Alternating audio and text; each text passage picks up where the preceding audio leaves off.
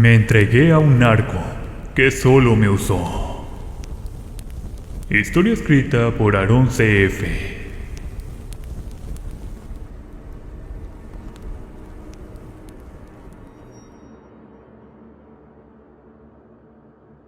Antes de la pesadilla, rara vez que recuerdo lo que viví en mi juventud. Desearía que existiera una máquina del tiempo que me transportara un año antes de que comenzara el peor momento de mi vida. Deseo de todo corazón que nadie experimente lo que yo viví. Pero antes de iniciar mi relato, quiero presentarme. Mi nombre es Ruth y soy originaria del estado de Chihuahua, en México. Y actualmente la desesperación es mi única compañía. Crecí en el seno de una familia católica. Mis padres siempre me inscribieron en colegios de monjas y solíamos asistir a misa los domingos y a las fiestas religiosas. Siempre pertenecí a grupos de jóvenes católicos, donde asistía a retiros espirituales y actividades propias de ese tipo de grupos. Sin embargo, a pesar de mi crianza religiosa, siempre fui una joven muy rebelde. De hecho, aprovechaba las reuniones de estos grupos para salir con chicos e irme de fiesta. Al terminar la preparatoria, mis padres decidieron mandarme a Estados Unidos para aprender inglés y luego ingresar a la universidad. Pero no fui sola. Dos amigas mías también se fueron a estudiar, o más bien a vivir del otro lado. Específicamente en la ciudad de Phoenix, Arizona. Los primeros meses nos la pasábamos en grande, ya que teníamos todas las libertades que en nuestras casas no teníamos. Comenzamos a salir de fiesta en fiesta y de antro en antro. Después de todo, las tarjetas de crédito de nuestros padres se encargaban de cubrir todos los gastos. Sin embargo, nunca imaginé que esta clase de vida me llevaría a vivir los peores años de mi vida.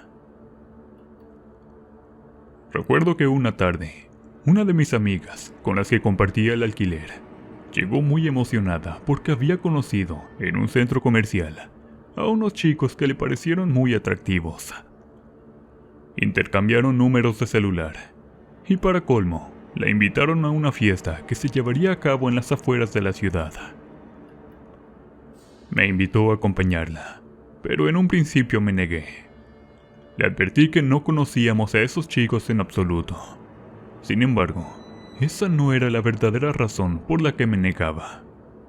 En ese momento estaba saliendo con un chico que era policía, y a pesar de que a veces era algo violento conmigo, yo lo quería mucho.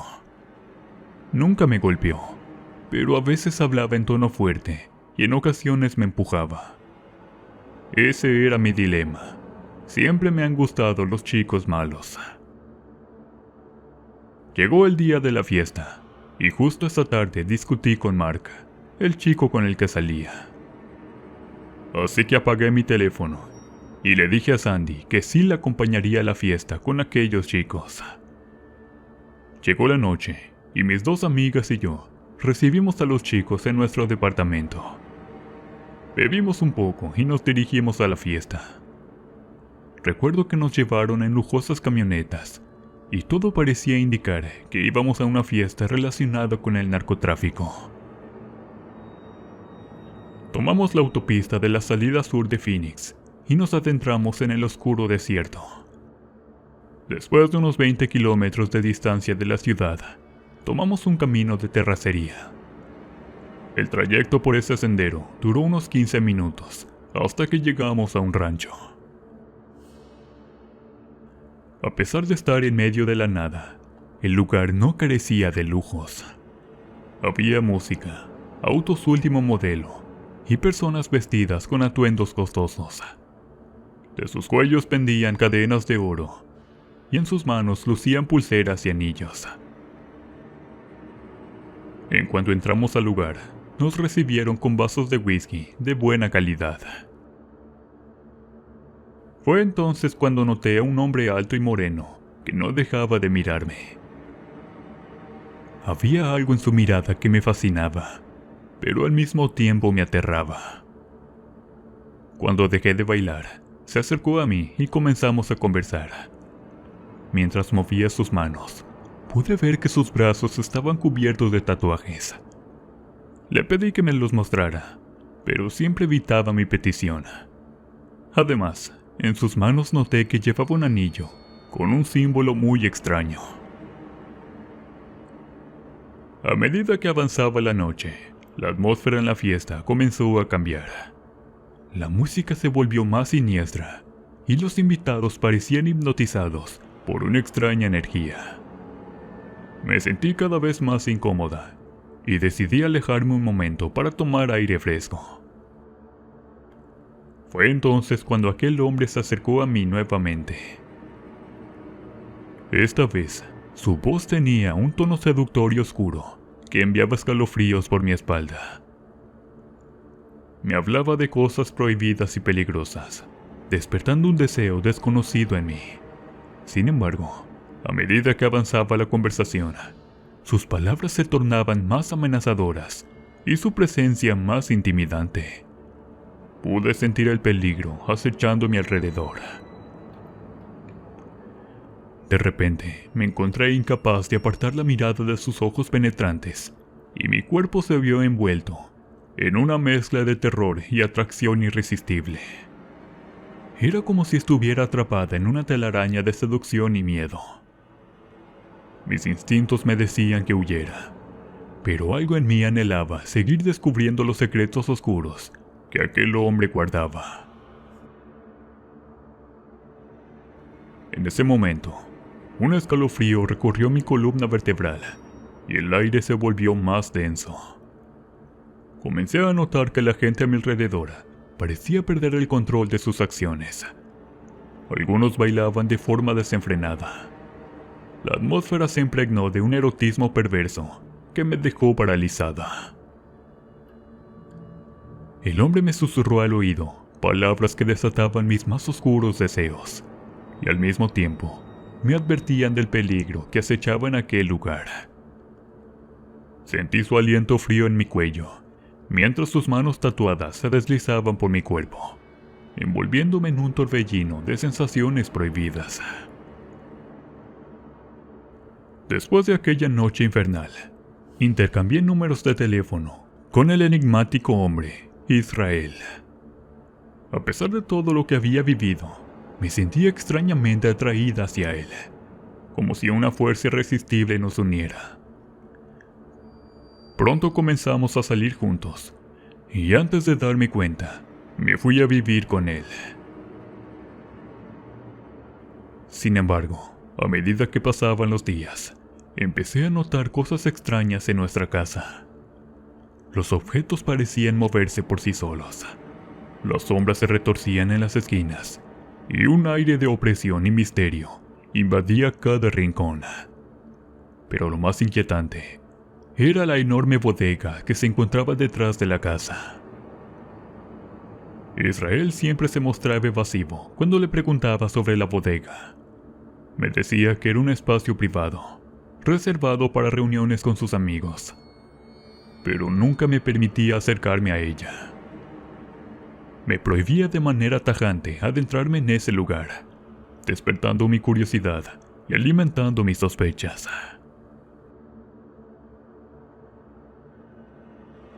A medida que nuestra relación avanzaba, también comenzaron a surgir problemas en nuestra vida íntima. Nuestros encuentros amorosos eran cada vez más violentos, llenos de pasión desenfrenada y un toque de agresividad. Sin embargo, Israel siempre se aseguraba de que yo no tocara sus tatuajes que tenía en su espalda, y se enfadaba si le preguntaba sobre su significado, ya que, si los veías de cerca, las figuras eran parecidas a demonios. Aquellas marcas en su piel despertaban en mí una mezcla de fascinación y temor.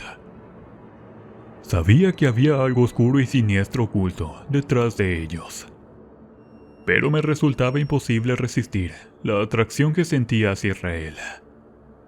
Era como si estuviera atada a él por un lazo sobrenatural, incapaz de romper ese vínculo perverso. Con el tiempo, las extrañas visiones y los fenómenos inexplicables se intensificaron. Empecé a escuchar voces susurrantes en la noche, sombras que acechaban en la esquina de la habitación, y pesadillas que me perseguían, incluso en mis momentos de vigilia. Era como si estuviera atrapada en una pesadilla sin fin, sin saber qué era real y qué era producto de mi imaginación atormentada. Pese a todos los signos de advertencia, me sentía incapaz de abandonarlo. Su influencia sobre mí era tan poderosa que me sumergía cada vez más en un abismo de oscuridad y desesperación. Aquel vínculo, mezcla de deseo y terror, se había convertido en mi perdición. Un día, mientras Israel estaba ausente, mi curiosidad superó mis miedos y decidí explorar la temida bodega. A medida que abría la puerta y me adentraba en aquel lugar prohibido, una sensación de peligro y malicia se apoderó de mí. Lo que vi allá adentro me dejó sin aliento. La bodega estaba llena de símbolos muy extraños, velas negras y un olor nauseabundo impregnaba el aire. En el centro de la habitación, un altar macabro estaba dispuesto, rodeado de esqueletos de animales y de un cráneo que, al parecer, perteneció a algún ser humano. Objetos perturbadores por doquier.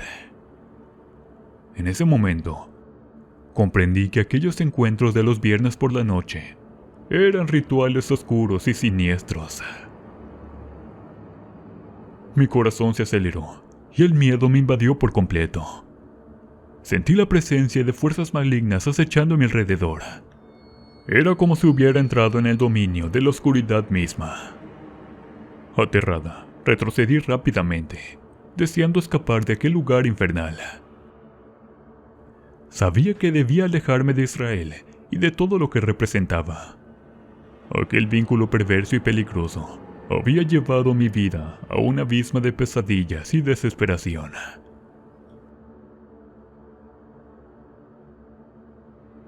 A medida que mi relación con Israel avanzaba, quedé atrapada en una telaraña de manipulación y temor. Intenté romper aquel vínculo oscuro, pero Israel me impidió marcharme. Su influencia sobre mí era tan poderosa que sentía que no podía escapar de su dominio. Fue entonces cuando él me confesó la verdadera naturaleza de su culto. Me reveló que pertenecía a un grupo que adoraba a antiguos espíritus. Un culto que había surgido de brujos en Jalisco. Al principio, creí que el saber la verdad podría mejorar nuestra relación, pero mi intuición me advertía que Israel llevaba una vida fuera de la ley. A medida que el tiempo pasaba, las visiones terroríficas se intensificaron. Pesadillas horripilantes me asaltaban cada noche, y la sensación de estar siendo observada se volvió constante. Una noche, mientras dormíamos, sentí una presencia en la habitación. Abrí los ojos lentamente y me encontré con la mirada penetrante de un hombre vestido completamente de negro, carente de pies, pero no era un hombre de carne y hueso, sino una sombra materializada. Mis ojos se encontraron con los suyos, y supe en lo más profundo de mi ser que aquella figura siniestra era un demonio. Recuerdo que aquel ente estaba recargado en el marco de la puerta de la habitación, mirándonos fijamente.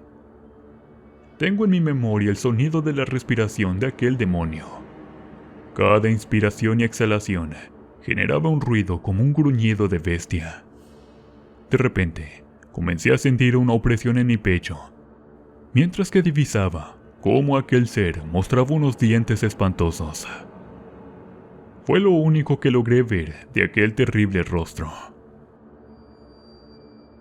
En el momento que sentí que el aire ya se me había escapado por completo de los pulmones, di un manotazo y desperté a Israel, desesperada por compartir mi descubrimiento. Le expliqué lo que había presenciado, pero en lugar de preocuparse, me aseguró que no debía temer. Según él, aquel hombre sombra era su dios y patrón, llamado Belet. Sentí un escalofrío recorrer mi espalda, mientras esas palabras resonaban en mi mente. Mi vida comenzó a desmoronarse a partir de ese momento. El hombre sombra se convirtió en una presencia constante en mi vida. Aparecía en los rincones más oscuros de mi casa, me acechaba en los pasillos y se materializaba en mis peores pesadillas. Su mirada vacía y penetrante me perseguía, llenándome de un miedo paralizante. Cada día se volvía una lucha constante contra mis propios demonios internos y las amenazas que se manifestaban en mi realidad. Mi salud mental se deterioraba rápidamente, mientras las visiones y las apariciones se multiplicaban. Me sentía atrapada en una espiral descendente hacia la locura y la condenación. Mis sospechas sobre las actividades ilegales de Israel se confirmaron. Descubrí que estaba involucrado en actividades criminales, usando el culto como una fachada para sus oscuros propósitos. Me encontré atrapada en un mundo de violencia y peligro, donde las sombras danzaban alrededor de mí, recordándome constantemente mi tormento. Una tarde, mientras tomábamos una siesta, escuché un estruendo que nos despertó a Israel y a mí. Comencé a escuchar gritos que provenían de la sala y pasos que se dirigían a nuestra habitación. De pronto, vi cómo penetraban hombres armados a nuestro dormitorio. Nos ordenaron que nos levantáramos con las manos en alto. Recuerdo que quise tomar una sábana, pues no tenía ninguna prenda que cubriera mi cuerpo. Pero no me lo permitieron, pues nos amenazaron que si nos movíamos, nos dispararían. Antes de que nos sacara la policía de nuestra casa, me permitieron vestirme para después llevarnos a la estación de policía. Durante el trayecto, Israel me decía que no hablara, que estando en la estación llegarían los abogados. Ya en la estación pasó el procedimiento típico. El policía bueno y el malo. Yo, muerta de miedo, me mantuve callada. Al llegar la fecha del juicio, pensé que todo saldría bien, pues los abogados de Israel supuestamente me habían aconsejado bien, pero no fue así. Recuerdo que cuando me pasaron al estrado a declarar, vi aquella sombra que me había estado acechando en esos últimos días. No pude testificar, lloré en el estrado. Al llegar el momento de la sentencia, pensé que todo estaría bien, pero mi alma se quebró en 1000 pedazos, pues me acusaban de complicidad en la trata de personas.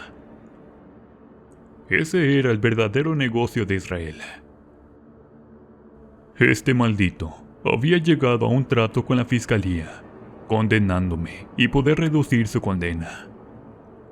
Me desmayé y cuando desperté en un hospital, obviamente con una de mis manos esposadas en una camilla, me dieron una noticia. Me encontraba embarazada. Al escuchar esto, lo primero que se me vino a la mente es que mi hijo nacería en prisión, mientras que sentía cómo mi corazón se marchitaba por completo. Mi estancia en la cárcel fue de lo más tortuoso, pues aquel espíritu o demonio me acechaba por cualquier rincón de la prisión. Una vez recuerdo que estando yo dormida, me desperté, pues sentí que alguien tocaba mi vientre. Me paralicé al ver que aquel demonio estaba sentado sobre mis piernas y con sus enormes garras tocaba mi vientre. Estaba petrificada y mi cuerpo no respondía.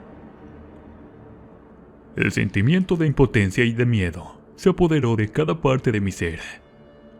Cuando por fin logré gritar, aquel demonio se convirtió en un espeso humo y se escapó por debajo de la puerta de mi celda. Llegó el momento de dar a luz, y solo pude disfrutar a mi pequeño hijo por unos días, pues mis padres se lo llevaron a México. Pero lo más doloroso fue que lo registraron con mis apellidos, como si se tratara de mi hermano y no de mi propio hijo. Sin embargo, tenía la certeza de que en México estaría mejor bajo el cobijo de mis padres. Cumplí cada día de mi sentencia, y como es obvio, regresé a México. Comencé a rehacer mi vida. Ingresé a la universidad, tomé un buen empleo. Todo estaba marchando bien. El sentirme lejos de la influencia de Israel era un alivio y un respiro. Una mañana, mientras tomaba el desayuno, mi madre me dijo que alguien quería hablar conmigo, pero no dijo quién era.